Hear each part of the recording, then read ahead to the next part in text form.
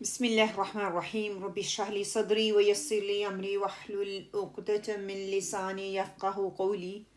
ربي زدني علما ربي زدني علما ربي زدني علما اللهم فقهنا في الدين اللهم إني أسألك علما نافعا وعملا متقبلا ورزقا طيبا اللهم انفعنا بما علمتنا وعلمنا ما ينفعنا وزدنا علما الحمد لله نحمده ونستعينه ونعوذ بالله من شرور أنفسنا ومن سيئات أعمالنا من يهده الله فلا مضل له ومن يضلل فلا هادي له وأشهد أن لا إله إلا الله وحده لا شريك له وأشهد أن محمدا عبده ورسوله اللهم أرنا الحق حقا وارزقنا اتباعه وأرنا الباطل باطلا وارزقنا اجتنابه الله ربي لا أشرك به شيئا اللهم لا سهل إلا ما جعلته سهلا وأنت تجعل الحزن سهلا إذا شئت اللهم اغفر لنا قبل الموت وارحمنا عند الموت ولا تعذبنا بعد الموت ولا تحاسبنا يوم القيامة إنك على كل شيء قدير اللهم اجعل القرآن ربيع قلبي ونور صدري وجلاء حزني وذهاب همي وغمي اللهم ثبتنا عند الموت بلا إله إلا الله اللهم اجعلني أحبك بقلبي كله ورضيك بجهدي كله اللهم اهدنا وسددنا اللهم اهدنا وسددنا اللهم اهدني واهدني به اللهم اغفر لي واهدني وارزقني وعافني اعوذ بالله من ضيق المقام يوم القيامة آمین یا رب العالمین۔ السلام علیکم ورحمۃ اللہ وبرکاتہ۔ انشاءاللہ تعالیٰ آج کے سیشن کا آغاز کرتے ہیں۔ لاسٹ ویک جیسے میں نے آپ لوگوں کو بولا تھا کہ انشاءاللہ تعالیٰ ہم حدیث کی تاریخ میں سنت کی اتباع ہمارے لیے کیوں ضروری ہے، کیا اس کو اپنانا ہمارے لیے کوئی حیثیت رکھتا ہے، یہ کچھ کوسچنز میں نے ریز کیے تھے۔ ہم اس کا انکار کر دیں یا انکار کر دیں تو کیا ہم پر کوئی جرم عائد ہوتا ہے، یا یہ طرز عمل ایک غلط طرز عمل ہوگا، یا ہمیں اس طرح سے کرنا چاہیے۔ یہ کوسچن میں نے ریز کیے تھے اور میں نے کہا تھا کہ انشاءاللہ تعالیٰ نیکسٹ ویک اس پہ بات کریں گے۔ آپ صلی اللہ علیہ وسلم کی سنت کی اطاعت کے بارے میں چند باتیں آپ کے سامنے رکھتی چلوں انشاءاللہ تعالیٰ۔ کوشش کروں گی کہ اللہ سبحانہ تعالیٰ یہ کانسیپٹ میرے لیے سب سے پہلے کلیئر کر دے، پھر آپ لوگوں کے لیے۔ جیسے کہ ہمیں پتہ ہے کہ قرآن پاک اللہ سبحانہ تعالیٰ کی کتاب ہے، 1400 سال کے اندر کوئی تبدیلی اس میں نہیں ہوئی۔ آپ بھی یہ جانتی ہیں، میں بھی یہ جانتی ہوں کہ قرآن پاک میں جو احکامات ہمیں ملتے ہیں وہ تفصیل کے ساتھ نہیں ملتے۔ اس کو اصطلاح میں پتہ کیا کہا جاتا ہے، مجمل ہیں، یعنی کہ مختصر ہیں۔ مثال کے طور پر نماز کا حکم قرآن پاک میں کئی بار آیا، لیکن کہیں بھی نہیں بتایا گیا کہ فجر میں کتنی رکعت ہیں، ظہر میں کتنی رکعت ہیں، ظہر کے وقت کتنی رکعت پڑھنی ہے، اس کا طریقہ کیسا ہے، کس طرح سے پڑھنی ہے۔ اس طرح روزے کے بارے میں یہی حکم ہمیں قرآن پاک میں ملتا ہے، لیکن اس کی تفصیلات نہیں ملتی۔ اسی طرح حج کے بارے میں بتا دیا گیا ہے کہ حج کرنا ہے، اس کو کیسے کرنا ہے، کون کون سے ریچولز اس میں ادا کرنے ہیں، کون سی پابندیاں ہیں، کون سی نہیں ہیں، وہ ساری جو ہیں اس کا ذکر ہمیں نہیں ملتا، وہ ہمیں آپ صلی اللہ علیہ وسلم کی سنت سے ملے گا۔ اسی طرح نکاح کے بارے میں حکم تو ملتا ہے، کیسے کرنا ہے وہ طریقہ آپ صلی اللہ علیہ وسلم نے بتا دیا۔ اسی طرح زکوٰۃ کے بارے میں ہم کریں تو زکوٰۃ کے بارے میں بھی سب سے پہلا کام یہی تھا کہ جو احکامات اللہ سبحانہ تعالیٰ نے قرآن پاک میں بتا دیے تھے وہ ہمیں ان کی تفصیل آپ صلی اللہ علیہ وسلم بتائیں۔ ٹھیک ہے، قرآن میں آتا ہے نا سورہ نحل میں ہم لوگ آیت نمبر 44 میں کہ اور ہم نے آپ کی طرف قرآن نازل کیا، یعنی کہ ذکر نازل کرنا، ذکر کا نازل کرنا کیا تھا، وہ قرآن تھا، تاکہ آپ لوگوں کے لیے ان کی وضاحت کر دیں، ان کو کھول کے ان کے سامنے رکھ دیں جو ان کی طرف اتاری گئی تھی، اور تاکہ وہ غور و فکر کریں، اسی لیے اتاری گئی تھی۔ پتہ کیا چلا کہ آپ صلی اللہ علیہ وسلم کے فرائض میں سے ایک فرض یہ تھا کہ وہ قرآن پاک کی تفصیل بیان کریں، قرآن پاک پر عمل کرنے کا طریقہ ہمیں بتائیں۔ قرآن پاک میں بھی آتا ہے نا کہ ہم نے قرآن پاک کو آپ صلی اللہ علیہ وآلہ وسلم پر صرف اس لیے اتارا ہے تاکہ آپ لوگوں کے لیے اس چیز کی وضاحت کر دیں جس میں ان کے ہاں اختلاف پیدا ہوتا ہے، اور یہ ایمان لانے والے قوم کے لیے یا ایمان لانے والوں کے لیے رحمت اور ہدایت کا موجب ہے۔ کیا پتہ چلا کہ آپ صلی اللہ علیہ وآلہ وسلم کی ذات مسلمانوں کے درمیان اختلافات کو ختم کرنے والی ذات ہے، اسی طرح تمام اختلافات میں بھی آپ صلی اللہ علیہ وآلہ وسلم کی ذات کو ایک ایسی اتھارٹی کے طور پر پیش کیا گیا ہے کہ جس کے حکم کے بعد ہماری ذاتی رائے کوئی حیثیت نہیں رکھتی۔ سورت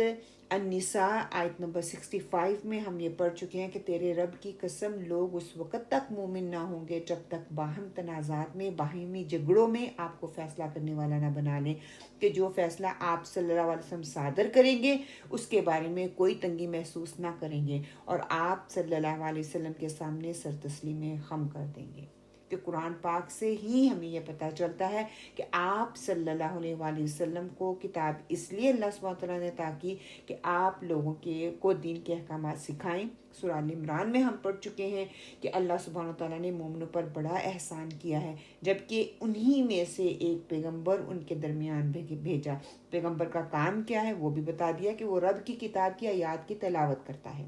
پھر ان کا تزکیہ کیا،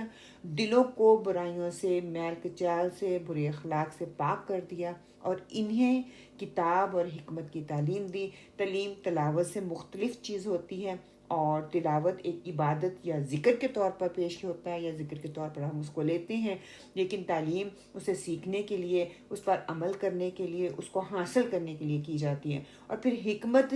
سیکھنے کے ساتھ ساتھ حکمت کیا ہے کہ آپ صلی اللہ علیہ وسلم کی طرف سے وہ حکمانہ باتیں جو بذریعہ وہی آپ صلی اللہ علیہ وسلم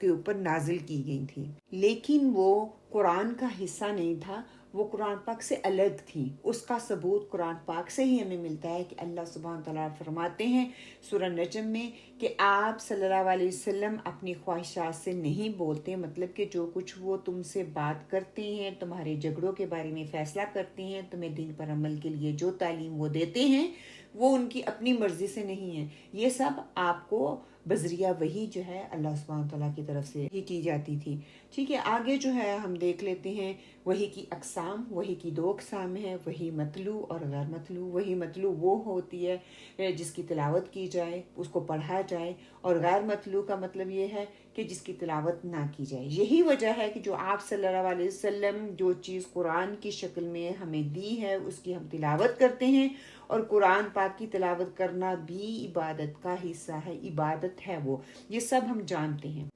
اسی طرح حدیث قدسی وہ حدیث ہوتی ہے جو اللہ سبحانہ تعالیٰ کا کلام ہوتا ہے، لیکن اس کی تلاوت کا حکم ہمیں نہیں دیا جاتا، وہ بھی اللہ کا کلام ہے لیکن وہ حدیث قدسی کہلاتی ہے۔ اللہ سبحانہ تعالیٰ کا کلام ہی قرآن بھی ہے، لیکن حدیث قدسی اور اللہ کے کلام میں، قرآن میں یہی ڈفرنس ہے۔ اور امام شافعی کا قول ہے کہ جہاں پر کتاب اللہ میں کتاب اور حکمت دونوں آمنے سامنے آتی ہیں، وہاں کتاب سے مراد قرآن پاک لیا جاتا ہے اور حکمت سے مراد آپ صلی اللہ علیہ وآلہ وسلم کی حدیث لیا جاتا ہے۔ تو گویا آپ صلی اللہ علیہ وسلم نے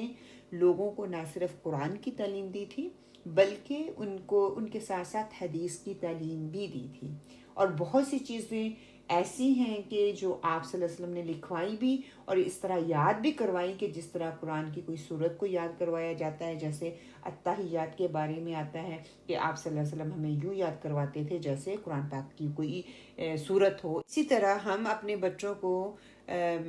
صرف التحیات نہیں بلکہ حرف بحرف اس کا معنی کیا ہے، اس کا مفہوم کیا ہے، انہیں سکھاتے ہیں، بلکہ ان الفاظ کو اسی طرح سے یاد بھی کرواتے ہیں نا۔ سورہ الاعراف میں آتا ہے رسول ان کو نیکی کا حکم دیتا ہے اور برائی سے روکتا ہے، پاکیزہ چیزوں کو ان کے لیے حلال ٹھہراتا ہے اور ناپاک چیزوں کو حرام قرار دیتا ہے، ان کے بوجھ کو دور کرتا ہے اور ان کی پابندیوں سے آزاد کرتا ہے جو ان پر پہلے سے موجود تھی۔ یہ کچھ ویک پہلے ہی ہم نے یہ آیت پڑھی ہے۔ یہ قرآن پاک ہی ہے جو آپ کی اطاعت کو واجب قرار دیتا ہے یا ہمارے لیے لازم قرار دیتا ہے کہ ہم آپ صلی اللہ علیہ وسلم کی مانیں، اس طرح آپ صلی اللہ علیہ وسلم جو بھی ہمیں کہتے ہیں، ہمارے لیے جو بھی حکم ہے، حکم الہی کا وہ درجہ رکھتی ہے۔ کیوں؟ کیونکہ وہ اللہ سبحانہ تعالیٰ کے حکم سے ہی ہمیں جو ہے کوئی بھی حکم دیتے ہیں۔ سورہ الحشر میں آتا ہے جو کچھ تمہیں رسول دیں اس کو لے لو اور جس سے رسول روکے اس سے رک جاؤ۔ مطلب کیا کہ جس چیز کا حکم دیا جا رہا ہے اس کو ہم نے لے لینا ہے، تمہارے لیے ضروری ہے، اور ایسا کرنا اللہ کے حکم کے مطابق ہے، اللہ کے حکم کو ماننا ہے۔ اسی طرح آپ کسی بھی صحیح حدیث پر عمل آپ کا کرنا دراصل اللہ سبحانہ تعالیٰ کے حکم پر عمل کرنا ہے، اور اس کو ہم ریجیکٹ نہیں کر سکتے، کیونکہ یہ اللہ کا حکم ہے۔ اسی طرح سورہ ال عمران میں آتا ہے کہ اللہ سبحانہ تعالیٰ جو ہے اس کی اطاعت کرو، اللہ کے رسول کی اطاعت کرو کہ تم پر رحم کیا جائے۔ کہ اللہ کی اطاعت کرنی ہے تو اس کے رسول کی بھی اطاعت کرنی ہے۔ کیوں کرنی ہے؟ تاکہ تم پر رحم کیا جائے۔ سورہ انفال میں آتا ہے کہ اے لوگوں جو ایمان لے آئے ہو، تم اللہ اور اللہ کے رسول کی دعوت پر لبیک کہو، ان کی پکار پر لبیک کرو۔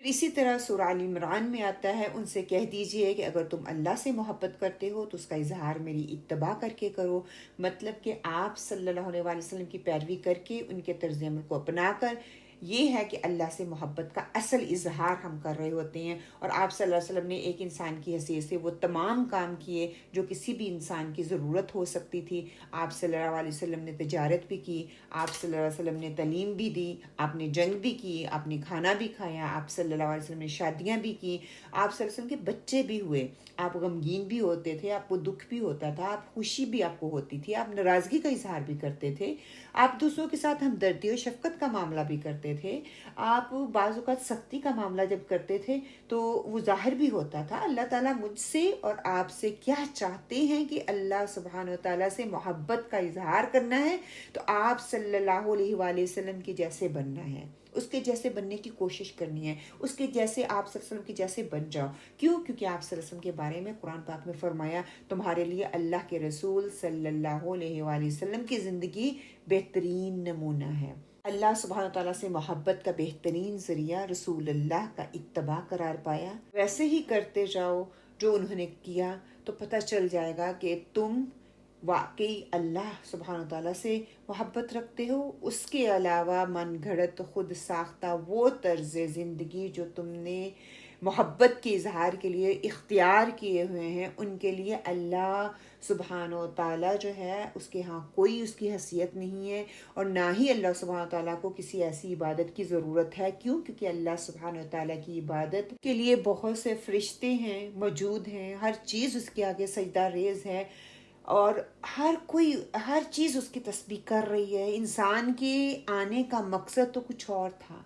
جب تک وہ مقصد پورا نہیں کرتا وہ اللہ کی رضا کو نہیں پہنچ سکتا۔ اسی طرح آپ صلی اللہ علیہ وسلم کے احکام کی خلاف ورزی کو کفر قرار دیا گیا کہ اللہ تعالیٰ فرماتے ہیں نا،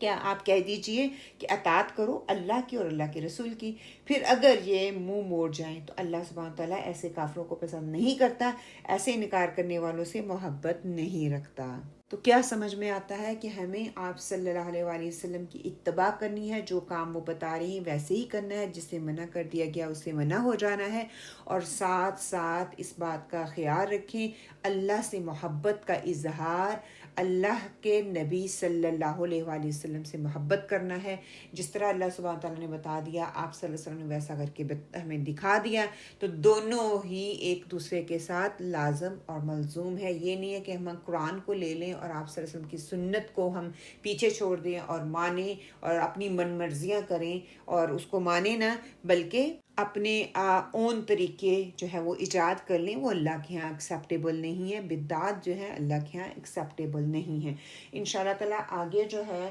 آج کی جو احادیث ہیں اس پہ انشاءاللہ تعالیٰ ہم بات کر لیتے ہیں۔ آپ کے سامنے میں حدیث کو پڑھ دیتی ہوں۔ وعن ابی بکرۃ نفیع بن الحارث الثقفی رضی اللہ عنہ ان النبی صلی اللہ علیہ وآلہ وسلم قال اذا التقى المسلمان بسيفيهما فالقاتل والمقتول في النار قلت يا رسول الله صلى الله عليه وسلم هذا القاتل فما بال المقتول قال إنه كان حريصا على قتل صاحبه متفق علیہ۔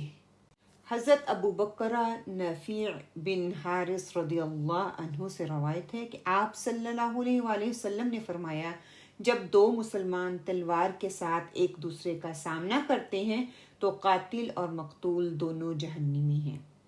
میں نے عرض کیا یا رسول اللہ، قاتل کا جہنمی ہونا تو سمجھ میں آتا ہے، مگر مقتول کا کیا معاملہ ہے؟ ارشاد فرمایا وہ بھی اپنے مسلمان ساتھی کو قتل کرنے کا حریص تھا۔ یہ متفقن علیہ کی حدیث ہے۔ کیوں؟ کیونکہ ایک کو موقع مل گیا اور دوسرے کو نہ مل سکا، تو اس لیے دونوں ہی جہنمی ہیں۔ کہ اس حدیث سے سمجھ کے آ رہا ہے کہ دو مسلمان جو کلمہ پڑھنے والے ہوں ان کے لیے قتل کا کام کسی بھی طور پر کسی بھی صورت میں وہ جائز نہیں ہے۔ کوئی شخص اس غلط فہمی میں نہ رہے کیونکہ ہم نے کلمہ پڑھا ہوا ہے اور یہ وعدہ ہے کہ جو کلمہ پڑھ لیتا ہے تو وہ جنت میں جائے گا۔ ہم اپنے غصے کو ٹھنڈا کرنے کے لیے بدلہ لیتے ہیں، اور آپ صلی اللہ علیہ وسلم نے دونوں کو یہاں پہ جہنمی کہہ دیا، بتا دیا کہ بدلے کی آگ میں جو ایک دوسرے کو قتل کرتا ہے حسد کی صورت میں، نفرت کی صورت میں، تو دونوں ہی جہنمی ہوں گے، کیونکہ دونوں کی انٹینشن یہ تھی۔ ایک کو موقع پہلے مل گیا، اس نے دوسرے کو مار دیا، قتل کر دیا، لیکن انٹینشن دونوں ہی یہ لے کے نکلے تھے۔ ہم 5ویں سوار میں پڑھ چکے ہیں کہ قتل کی سزا ہمیشگی کی آگ ہے۔ پھر پتہ کیا چلا اس حدیث سے کہ نیت، ارادہ اور دل کی کیفیت کے بارے میں یہ ہمیں بتاتی ہے کہ مسلمان کا مسلمان کے خلاف ہتھیار اٹھانا حرام ہے۔ اسلام میں کسی بھی مسلمان کا دوسرے مسلمان پر حملہ کرنا، اس کی جان کے در پہ ہونا، حتیٰ کہ دل میں بھی اس کا ارادہ رکھنا جو ہے اس کو سخت منع کیا گیا ہے، وہ ممنوع ہے، وہ کبیرہ گناہوں میں سے آ جاتا ہے۔ کہ آپ صلی اللہ علیہ وسلم نے فرمایا کہ اگر مسلمان دوسرے مسلمان کو قتل کرے، خواہ وہ کامیاب ہو قاتل یا ناکام مقتول، تو دونوں کا ارادہ فاسد تھا، دونوں کا ارادہ غلط تھا۔ یہی بات یہاں پہ بتائی جا رہی ہے۔ پھر نیت بھی اتنی ہی اہم ہے جتنا عمل کر کے انسان دکھاتا ہے۔ کہ مقتول نے اگرچہ قتل نہیں کیا لیکن وہ قتل کے ارادے اور کوشش کے ساتھ میدان میں آیا،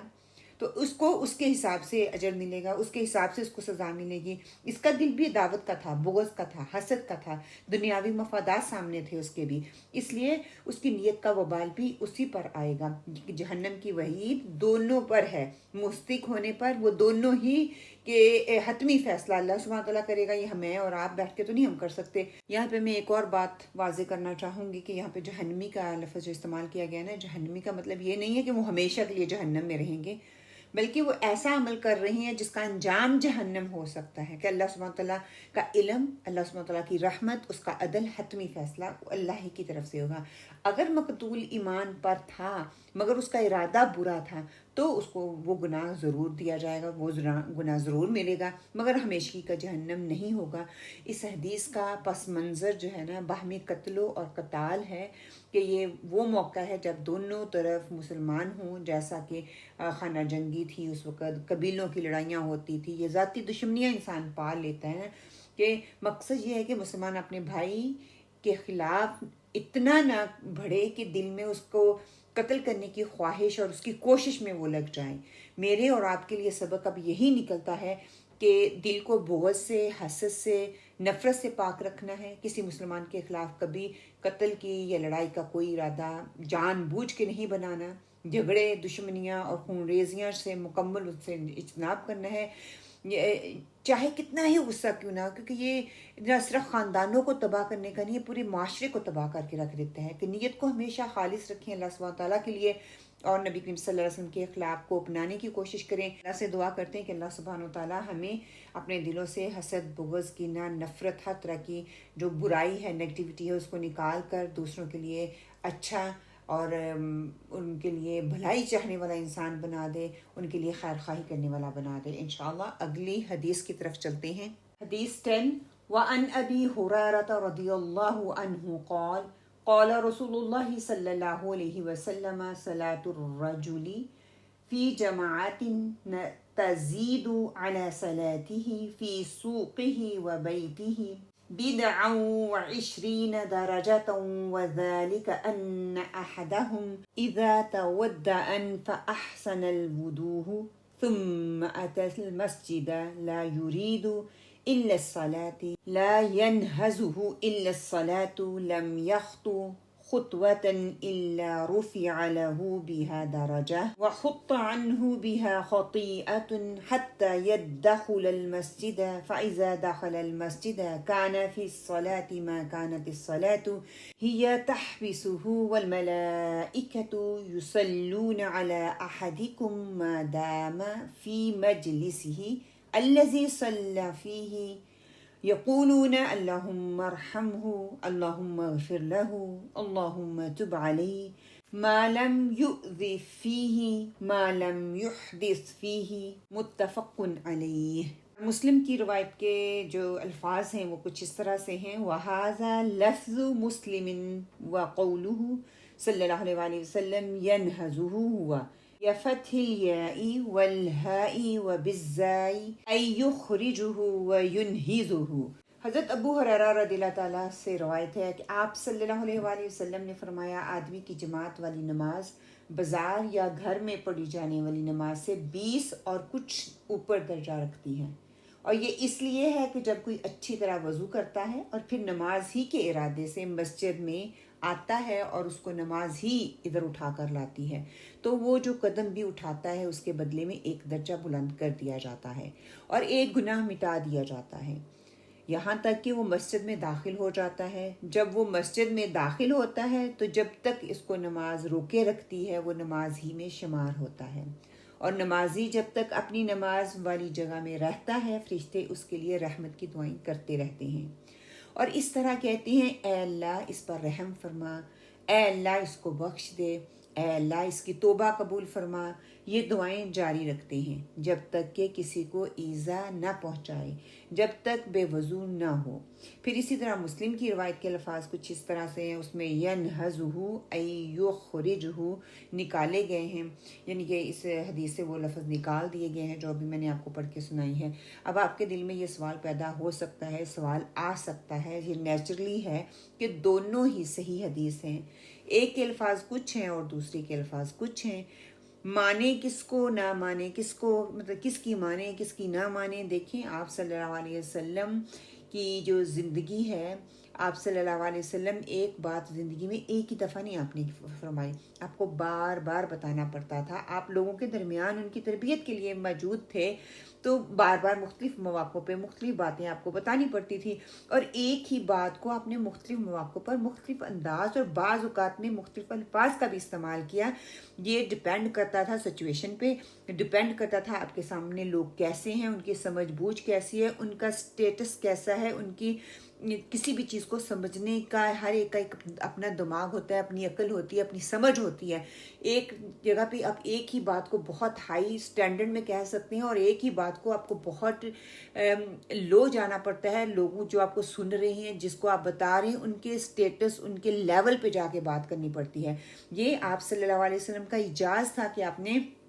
ایک ہی بات کو مختلف انداز میں مختلف الفاظ کا استعمال کرتے ہوئے دو لوگوں کے سامنے آسان بنا کے پیش کیا تاکہ ان کے لیے عمل کرنا آسان ہو۔ پھر یہ کہ نبوت کا سلسلہ 23 سال پر محیط تھا، جو بات آپ صلی اللہ علیہ وسلم نے شروع میں بتائی ہوگی تو کیا وہ 23 سال کے بعد بھی ویسی ہی رہی ہوگی؟ نہیں، وہ بدل گئی ہوگی، کیونکہ حالات بدل چکے ہیں، طرز زندگی بدل چکا تھا، اس کی ضرورت مختلف ہو چکی تھی۔ اسی طرح بعض اوقات آپ کے مخاطب بچے ہوتے تھے، بعض اوقات بڑی عمر کے ہوتے تھے، بعض اوقات جوان ہوتے تھے، بعض اوقات بہت ہی سمجھدار انٹلیکچوئل لوگ ہوتے تھے، اور بعض اوقات نسبتاً کم سمجھ والے لوگ ہوتے تھے جن کو ہم بدو بھی کہہ سکتے ہیں، یا اپنے گاؤں کے لوگ اور شہر کے لوگ کو جب آپ بات کریں گے، شہر کے لوگوں کے ساتھ عام حالات میں بھی اب جب ہم بات کرتے ہیں تو اسٹیٹس کچھ اور ہوتا ہے، جب آپ گاؤں والے لوگوں سے بات کرتے ہیں تو بولنے کا انداز، الفاظ کا چناؤ اور طریقہ کار ڈیفرنٹ ہوتا ہے۔ تو اس میں بعض اوقات آپ فصیح زبان کا استعمال کرتے ہیں، بعض اوقات تھوڑی عام یا سمپل زبان کا استعمال کر کے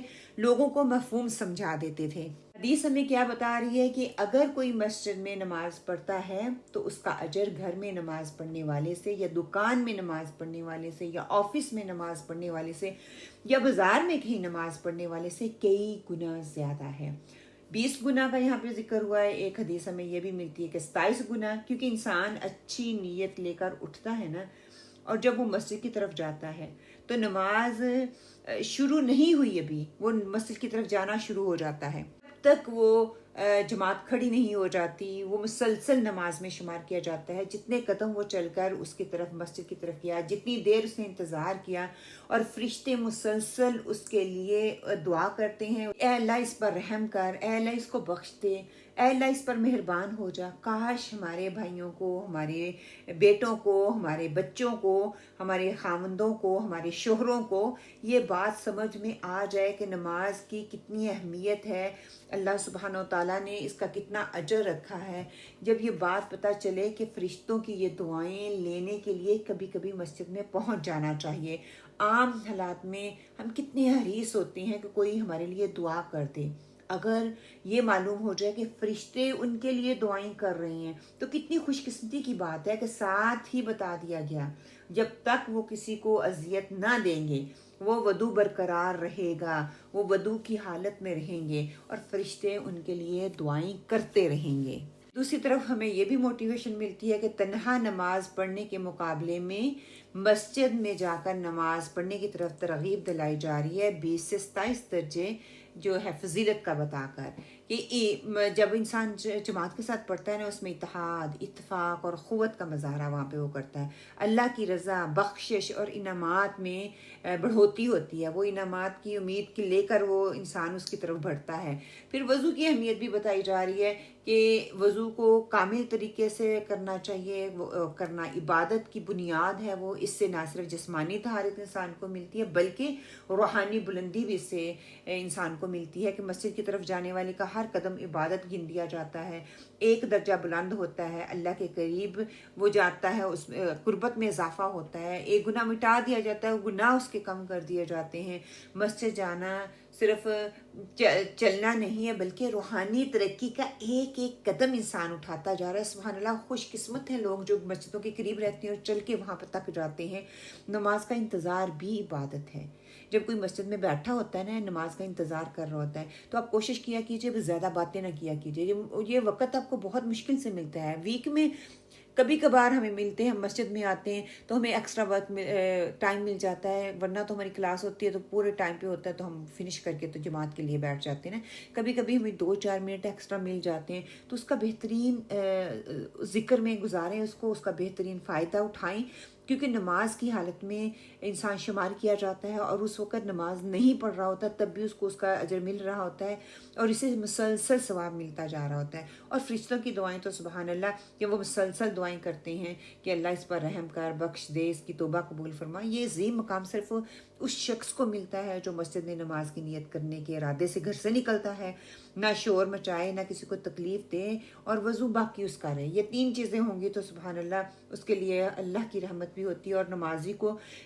کیا چیز محروم کرتی ہے کہ 2 چیزیں ایسی ہو سکتی ہیں جو فرشتوں کی دعاؤں کو بند کر دیتی ہیں۔ ایک کہتے ہیں کسی کو اذیت دینا، یعنی کہ شور کرنا یا بدبو انسان لے کے آتا ہے، یا کوکنگ والے کپڑے ہم ویسے آ جاتے ہیں، جھگڑا کرنا دوسروں کو پریشان کرتا ہے۔ اور کئی دفعہ یہ چیز میں نے بھی یہاں پہ نوٹ کی ہے کہ نماز پڑھ رہے ہوتے ہیں اور ہماری باتیں چل رہی ہوتی ہیں، ہم ذرا بھی اس چیز کا دھیان نہیں رکھتے، خیال نہیں رکھتے۔ تو پلیز جب کوئی نماز پڑھ رہا ہوتا ہے اس کو خشوع اور خضوع کرنے دیا جائے، اس کو وقت دیا جائے، اور آپ اپنی باتیں کریں، میں یہ نہیں کہتی کہ نہ کریں، لیکن خاموشی اختیار کریں اور آرام سے وسپر کر سکتے ہیں تاکہ اس کی نماز میں خلل نہ آئے۔ پھر دوسرا یہ بے وضو ہو جانا جسمانی طہارت کو ختم کر دیتا ہے اور ثواب کا سلسلہ وہیں پہ رک جاتا ہے۔ تو عمل کی بات کیا ہے کہ باجماعت نماز کے لیے مسجد میں جانے کی عادت ڈالنی ہے انشاءاللہ تعالیٰ۔ یہ مردوں کے لیے خاص ہے، عورتوں کے لیے نہیں۔ جب عورتوں کو مل جاتی ہے تو ان کو بھی اتنا ہی اجر ملے گا۔ وضو کو مکمل اور سنت کے طریقوں پر کرنا ہے اور مسجد جاتے ہوئے ہر قدم کو عبادت سمجھتے ہوئے قدم اٹھانے ہیں۔ مسجد میں خاموشی کے ساتھ پاکیزگی کی اور عاجزی اختیار کرنی ہے، باتیں ادھر ادھر کی نہیں کرنی۔ نماز سے پہلے مسجد میں بیٹھنے کو ضائع نہ سمجھیں، بلکہ فرشتے اس وقت بھی آپ کے لیے دعائیں کر رہے ہوتے ہیں۔ اور اللہ سبحانہ تعالیٰ سے دعا کریں، اللہ سبحانہ تعالیٰ ہمیں نماز پڑھنے والا نہیں، نماز قائم کرنے والا بنا دے۔ سبحانک اللہم و بحمدک، نشہد ان لا الہ الا انت ونستغفرک ونتوب الیک۔ وقولوا قولی ھذا واستغفر اللہ لی ولکم، آمین۔ السلام علیکم ورحمۃ اللہ۔